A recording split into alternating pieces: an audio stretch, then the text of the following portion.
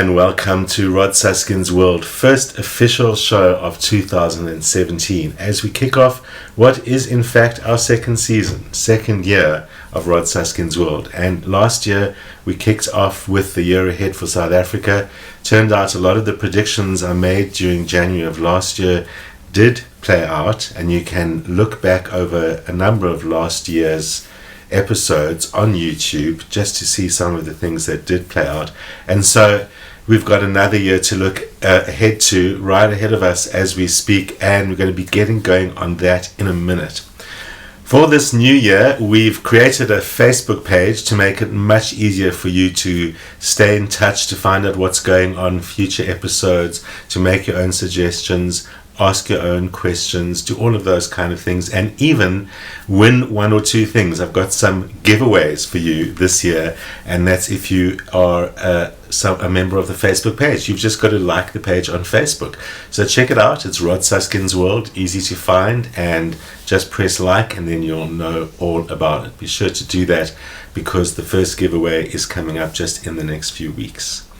I've also got some exciting interviews for you this year lined up already, and also interested in who you think fits into my world that I might know, or if I don't know, I might be able to approach and see if they are ready for an interview with me. So drop me a line there on the Facebook page as well. Of course, you can still email me the old-fashioned way if you're not on Facebook, or even if you are. But it's the year ahead that we're also interested in finding out, so let's get straight to it. Firstly, just to explain what we do with astrology when we have a look at what's going on for a country or matters large for our whole society as a whole, we have various limitations that apply because astrology is really best at doing individual work for individual people. And that's because with individuals, you have a clear date, time, and place of birth. And also, you have one person reacting according to their patterns and their cycles and all those things that astrologers look at. Whereas, of course, a country isn't a person, and it isn't one reaction, it isn't one thing. It's made up of not only millions of people, but political parties and policies and history and economics. All of those things, of course, complicate matters enormously. What we are able to do is look at various trends and cycles that affect us at this time, and we can also get an overview, a kind of a roadmap of the year. We're also faced with the limitations that even when we look closer at people in the year, like the President Jacob Zuma, and we're going to be looking at his ex-wife, Nkosazana Dlamini Zuma, and Cyril Ramaphosa, contenders for the ANC throne, in this particular show as well. But we don't have birth time information for really any of the people in South African politics that we're looking at. So that complicates matters enormously by reducing the ability to make a whole bunch of predictions. So that's the disclaimer, unfortunately, we face in the world of limited information. Anyone who has got birth time information on the president, vice president, anyone else, I'm here, I'm listening. Send it on to me, some kind of authoritative information, and then we can really get into what's going to happen. But the overview is going to give us a lot of information, and as the year unfolds, we will look closer on the month-by-month basis as to how things are really playing themselves out. One of the important overviews to say is that this is the year that South Africa reaches the point that in an individual's chart would be associated with the breakaway independence that happens somewhere around the age of typically 21, 22, culturally speaking. Astrology times it as somewhere between about 19 and 23. It depends on exactly which year you're born, how that cycle unfolds. Well, that's where South Africa is right now and over the course of this year. This is the time when things will really change because of that. But it's certainly about making clear changes that assert its individuality. So more big changes with regards to creating its own way of doing things, its own policies with respect to especially as this chart unfolds this year with regard to foreign relations. And that's where we will see a lot of what I'm referring to in terms of who we are friends with and how we are friends with, 2017 is going to be a really interesting year. And astrologically, we would see that at least somewhat as part of how we are asserting our kind of majority now that we're 23 years old this year. South Africa seems to be forging its own way in the year ahead. But there are many other changes that we are part of and that are happening to us over the years 2017 and 18.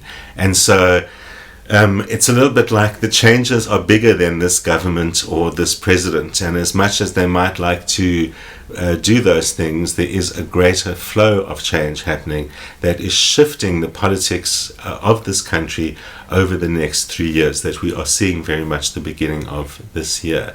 So that includes the challenge to the ANC. Some people see the possibility of a split in the ANC, as well as the struggle over leadership that they are experiencing at the moment, and that is people beginning to pin their candidates to their slates contrary to everything the party wanted. So we can see the build-up of these rifts again and these challenges that will come up as we talk about the year ahead by quarters. So the first quarter of that has already begun. The first quarter of the year sees some shift and change and shakiness around government itself. There could even be changes in cabinet. In fact, that's on and off throughout the first half of the year that particular challenge shows. And we can see very clearly in the playout of the year as a whole that the first half of the year is dominated by the usual political scenarios of the government, the president, and the financial situations especially, and the second half of the year with the shenanigans of the ruling party itself and the effects of that as on the country as a whole.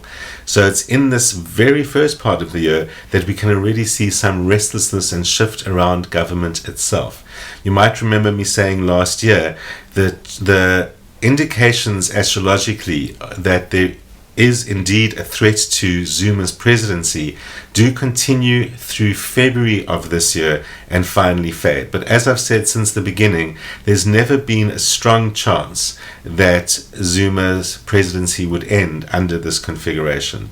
And it has mostly played out as the battle between Zuma and Gordhan, who share a birthday.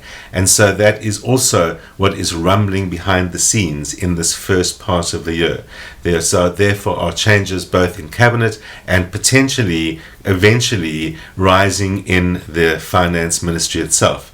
It will be interesting because it does look like in the first part of the year the president himself is somewhat absent. Simplest case scenario means he's traveling a lot, but can also mean that he's keeping a very behind the scenes kind of way of approaching things, and the changes are, as usual, more behind the scenes than in front of the scenes.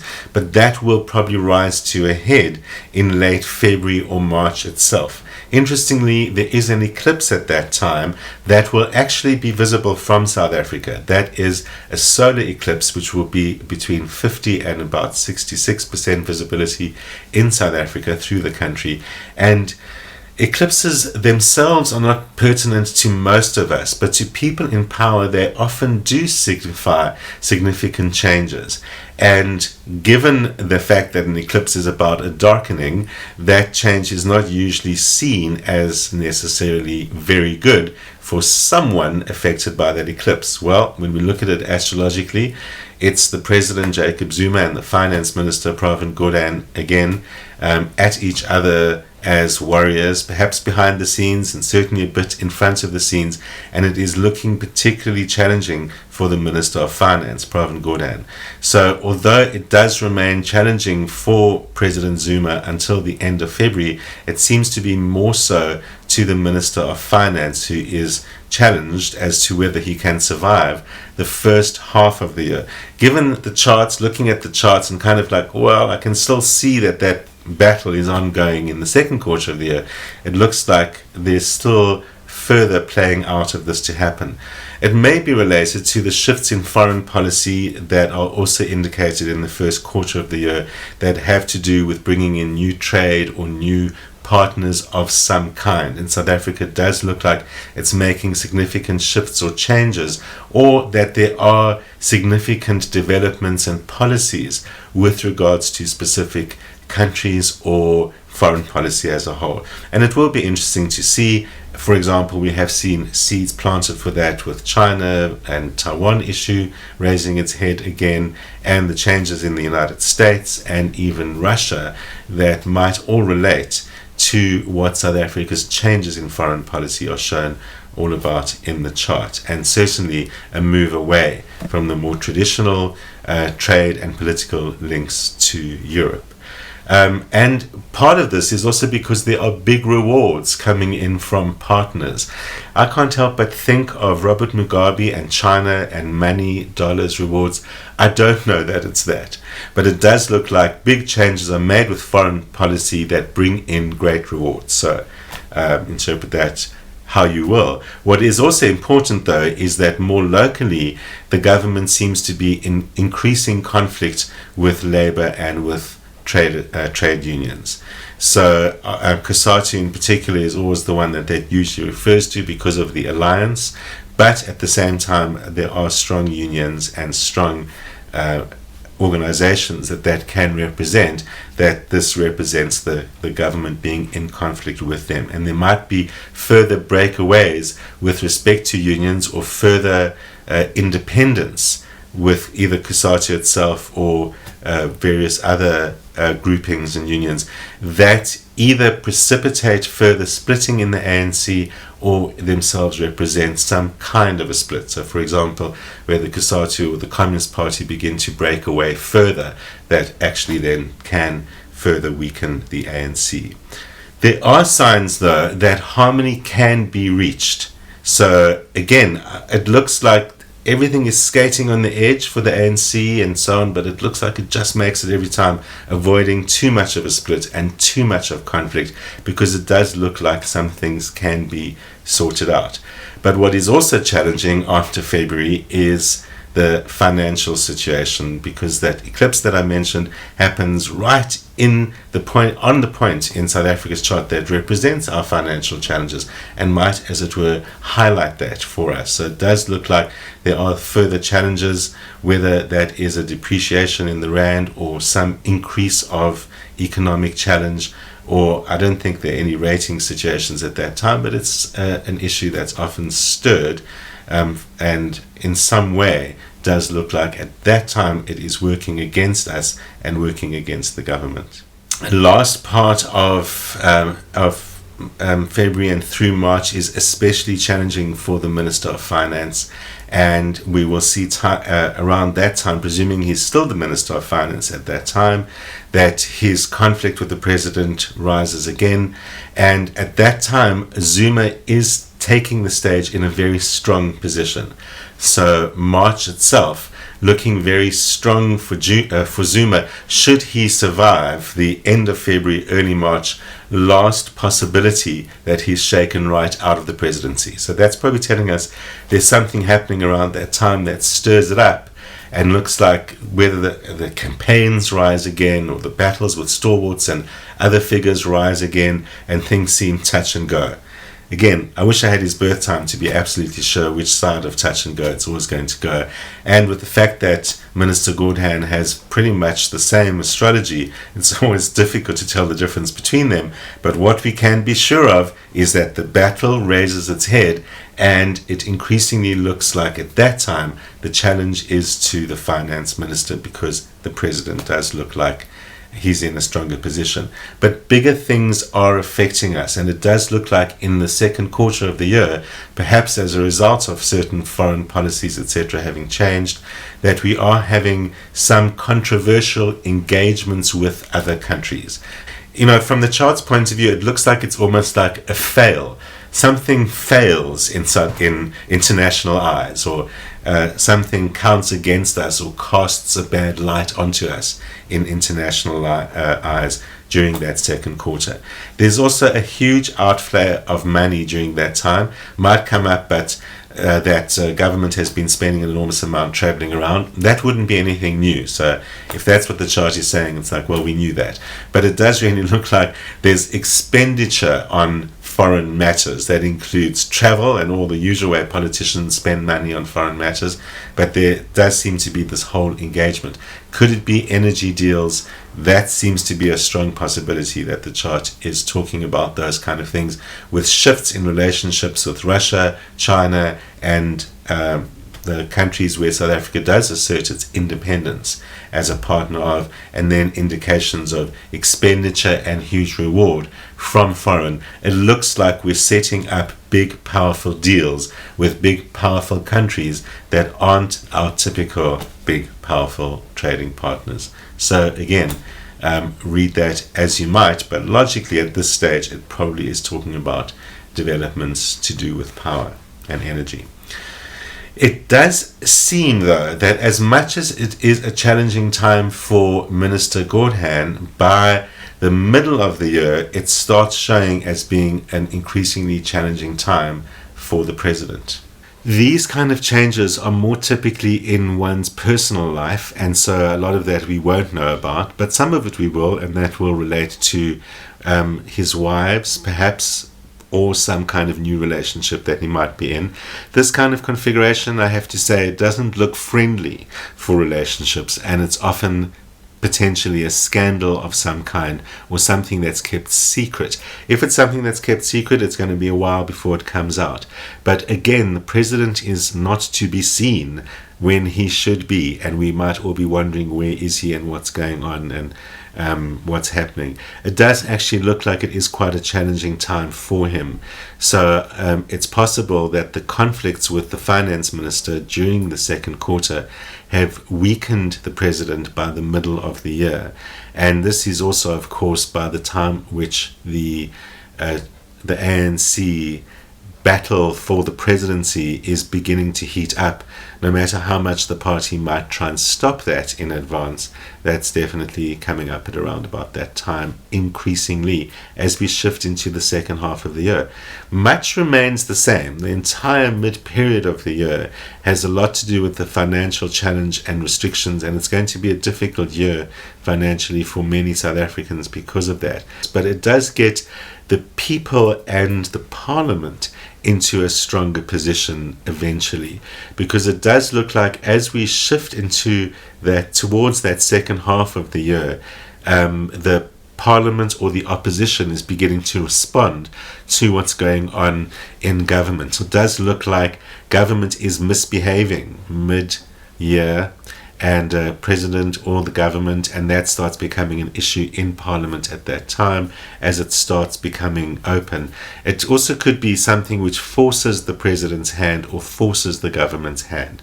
So it's kind of caught behaving badly or exposed in some way. It's something that tips the balance of power a little, as I said, weakening the position of the president, strengthening the position initially shows of the parliament, but as the year proceeds, as you'll see, it will also indicate that for the opposition as well.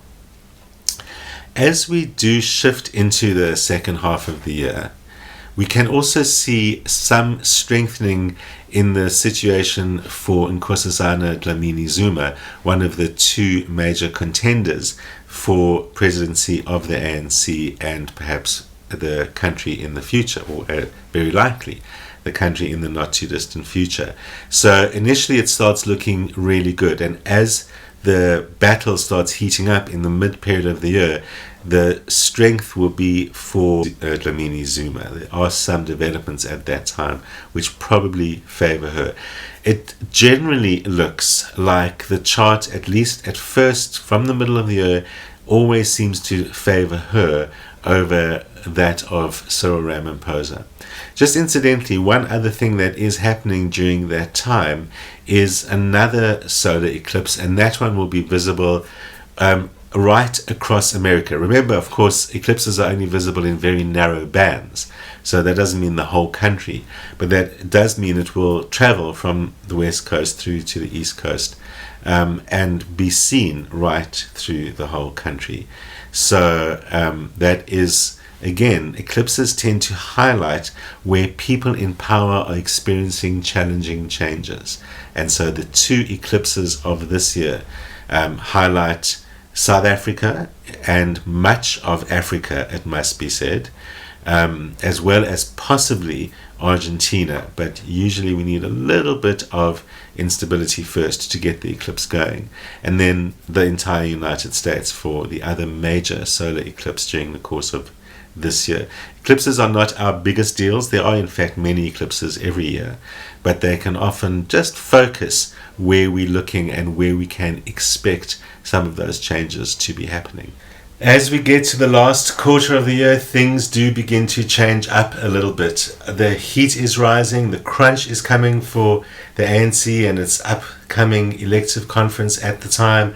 There are the issues of the future president, as well as the issues that the stalwarts have brought to the table that are increasing tension in the party. And the chart says that the government is creating lots of confusion, hiding lots of things, creating lots of secrecy and obfuscation. There are lots of changes going on behind the scenes, wheeling and dealing. Truly, you don't need an astrologer to tell you this, but trust me, it is there in the chart. And it does look like there are lots of reversals and unexpected developments. We've seen already in this early part of the year some major ANC groupings coming up with saying who they're backing, and some of those reversals will be happening in the last quarter of the year, so don't listen to a word of it. Plus, we're going to see even reversals in the popularity of Nkosazana Dlamini Zuma at that time. And in the last quarter of the year, it looks much better for Cyril Ramaphosa than it does for Dlamini Zuma, where there are reversals in who supports her or what is giving her the popularity up until that point. There's also lots of drama in Parliament at that time that looks like it ends up being very good for the opposition. In astrology, the opposition especially means the official opposition, which right now means the DA, but does mean the opposition in Parliament in general, and even means the people who are not necessarily opposed to the government, but who stand opposite the table to the government. And so the power is kind of on the other shoe. It's on the people and the Parliament rather than on the government. That tells us that the drama in the ANC is affecting the state. And so the opposition is kind of moving into the vacuum a little bit at that time. Again, not in a way that changes anything except to ultimately strengthen Parliament and challenge Mbeki, the Speaker of Parliament. It's different to tell. It's difficult to tell the difference. The chart is symbolizing powerful women, and Dlamini Zuma is one, Mbeki is one, who are both very much at the forefront of ANC politics, especially at that time. And so I think there are challenges to the speaker, but certainly it seems to add to what it's really telling us about the shifts and changes and reversals that are happening for Dlamini Zuma. There is a crunch period around October, so that is the crunch time when there are threats to split the ANC again, or what looks like some pieces of the ANC flaking off, perhaps at the very least. But that, for this year, is the most challenging time to the ruling party, October into November, and we'll see some whittling down during that time. But things do improve again after that, again, especially for Cyril Ramaphosa, and it does look like in the last part of the year, at the time at which that elective conference does happen, Ramaphosa is actually in a stronger position. Who will win? Well, I can tell you honestly that at this stage, astrologically, there isn't any way to tell that without having those people's birth times, because rising to a position of power is very much based on a proper astrological birth chart done with those birth times. So to remind you again, if you can really source them, I'm all ears, and you can send me that information, but I'd really like to know where you found that. But more importantly than that, because that isn't our major concern as we look at the year ahead, the major concern is how does that affect us and how does that affect the country. And we can see that the country is financially challenged this year, and is continuing to be placed second, seemingly, to the dramas that happen in the ruling party, and especially in the second half of the year, which is going to be even more so as they approach their elective conference.